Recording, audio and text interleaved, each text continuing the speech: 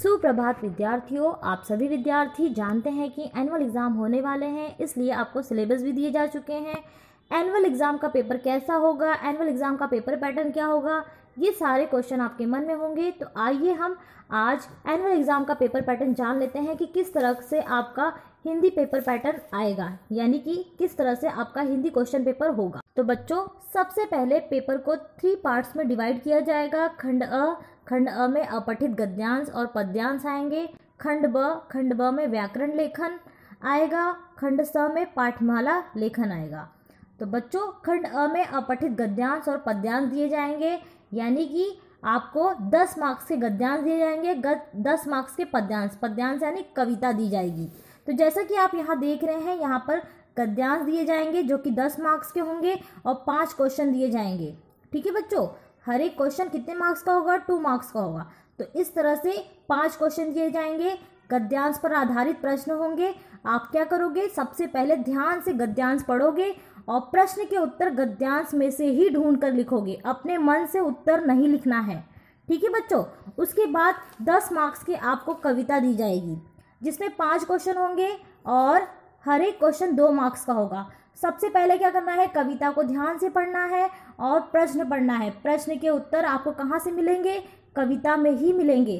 तो इस तरह से 20 मार्क्स आपके यहाँ पर गद्यांश और पद्यांश पर दिए जाएंगे। खंड अ कितने मार्क्स का होगा? खंड अ 20 मार्क्स का। खंड ब व्याकरण लेखन। तो बच्चों, खंड ब जो होगा वो व्याकरण लेखन पर आधारित होगा, यानी कि हमारी व्याकरण परिधि की पुस्तक से आएगा।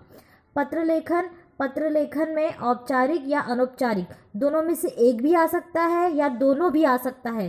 तो पत्र दिए जाएंगे, यानी पत्र लेखन होगा, औपचारिक या अनौपचारिक पत्र करना होगा। संवाद लेखन दिया जाएगा। संवाद लेखन 2 विषय पर दिया जाएगा, माता के साथ पुत्री का संवाद या 2 महिलाओं के बीच आपसी बातचीत। इस तरह से 2 संवाद दिए जाएंगे, जिसमें से आपको एक करना होगा। ठीक है बच्चों, फिर व्याकरण की पुस्तक से पाठ 11 से लेकर 14 तक के जो भी पाठ हैं उससे संबंधित प्रश्न दिए जाएंगे। तो इसलिए आप क्या करिए, आप पाठ 11 से लेकर 14 तक जो भी व्याकरण में जो भी टॉपिक है उसे अच्छे से पढ़िए। ठीक है बच्चों, उसके बाद आता है खंड स, तीसरा पार्ट, जो कि पाठमाला लेखन पर आधारित होगा, यानी कि हमारी पाठमाला मिशिका की पुस्तक से आएगा।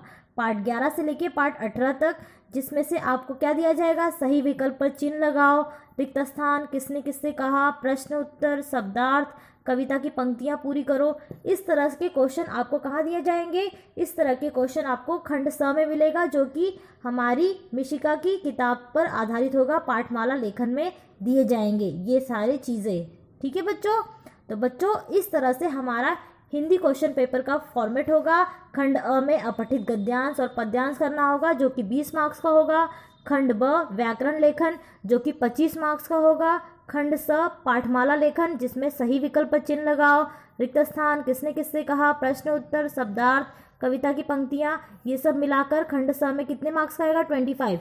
यानी कि पूरा पेपर हमारा हिंदी पेपर क्वेश्चन पेपर कितने का होगा? हिंदी क्वेश्चन पेपर हमारा पूरा 70 मार्क्स का होगा। तो बच्चों, आप सभी समझ गए होंगे कि हिंदी क्वेश्चन पेपर कैसा होगा।